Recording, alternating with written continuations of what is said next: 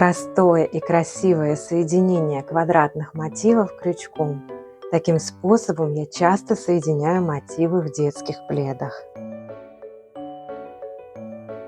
Мастер-класс по вязанию такого пледа с львятами в формате PDF с понятным пошаговым текстовым описанием, множеством фотографий, схемами вязания, а также с видеоразбором всех сложных моментов доступен к приобретению по активным ссылкам в шапке моего канала.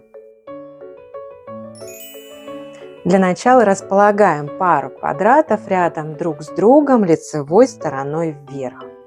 Шов выполняется с помощью соединительных столбиков, которые мы будем провязывать за задние полупетли косички, идущие по краю квадратов. Полупетли, которые находятся ближе к вам, это передние полупетли, а мы будем вязать за задние полупетли. Вот они. Готовые квадраты в пледе я всегда сшиваю полосками. Сначала выполняю все вертикальные швы, а затем все горизонтальные швы. Начинать шов мы будем с воздушных петель, которые находятся в угловых арках квадратов. У меня в угловых арках провязано 2 воздушные петли. Та воздушная петля, которая находится ближе к вертикальному шву, пойдет на вертикальный шов соответственно. То есть начинать шов я буду вот с этой воздушной петли. В самом начале можно зафиксировать рабочую нить, чтобы она от нас никуда не убегала. Фиксироваться мы будем в воздушные петельки в угловых арках, которые лежат ближе к горизонтальным сторонам квадрата. Вводим иглу сначала под полупетельку на правом квадрате, а затем под соответствующую ей полупетельку на левом квадрате. И буквально одним переплетением нити фиксируем нашу рабочую ниточку. Располагаем рабочую нить под работой. Берем крючок. Я обычно начинаю с правого квадратика, но это принципиального значения не имеет. Можете начинать с левого и двигаться от левого к правому квадрату. Итак, заводим крючок сначала под первую полупетлю на правом квадрате, затем под соответствующую ей полупетлю на левом квадрате. Захватываем рабочую нить и протягиваем ее через все петли на крючке. Далее продолжаем шов, захватывая по очереди соответствующие полупетли от правого и левого квадратика. Находим следующую полупетлю, заводим под нее крючок. Далее под полупетлю на левом квадратике. Захватываем рабочую нить и протягиваем ее через все петли на крючке. Еще раз полупетелька на правом квадрате,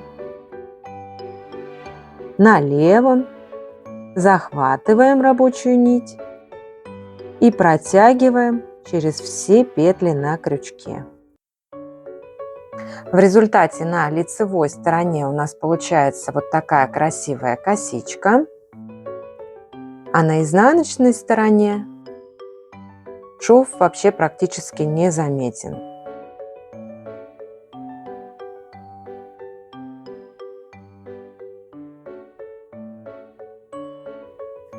Завершаем соединение пары квадратов сшиванием 2 соответствующих полупетель в угловых арках, которые находятся ближе к вертикальному шву.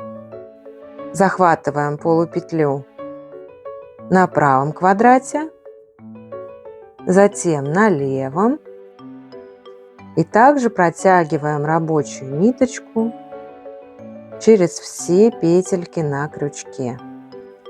Так мы завершили соединение пары квадратов. Дальше подставляем следующую пару квадратов и просто продолжаем наш шов без отрыва нити. Также находим первую полупетлю в воздушной арке на правом квадратике. Вот она у нас, ближайшая петелька к вертикальному шву. И зеркальную петельку на левом квадратике.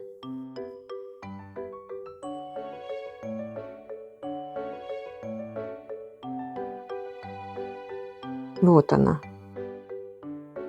Заводим крючок, захватываем рабочую нить и проводим ее через все петли на крючке.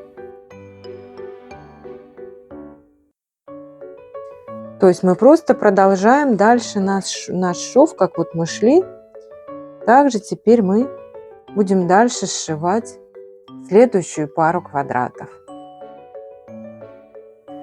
После того, как вы выполните все вертикальные швы, переходим на горизонтальные швы. И встретимся с вами вот в этом месте. Расскажу про особенности провязывания перекрестков. Вот посмотрите, как выглядят полностью завершенные вертикальные швы. Вот все мои квадраты сшиты полосками, вертикальными швами. И сейчас вот здесь уже с краю я начала выполнять горизонтальный шов и практически дошла до перекрестка. Сейчас покажу вам, как преодолевать такие перекрестки, там, где горизонтальные швы встречаются с вертикальными. Вот мы с вами в процессе выполнения горизонтального шва дошли до конца квадратов, соединили здесь две последние воздушные петли в угловых арках и оказались прямо напротив вертикального шва. Оказались на перекрестке. Вот здесь прямо на перекрестке лежит петля, посередине этого перекрестка лежит петля от вертикального шва. Нам необходимо сейчас зайти сверху вниз в эту петлю, захватить снизу рабочую ниточку и протянуть ее через петлю на крючке. Только после этого мы будем продолжать соединять наши квадраты. Перейдем на следующую пару квадратов и здесь также начнем с соединения с двух воздушных петель, оставленных на горизонтальные швы. Таким образом будет получаться, что горизонтальные швы будут покрывать вертикальные швы. В результате такого соединения у вас получится прочное и эластичное полотно.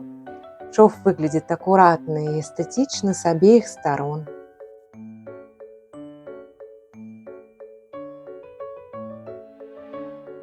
Ставь лайк, если видео было полезным, и обязательно подпишись.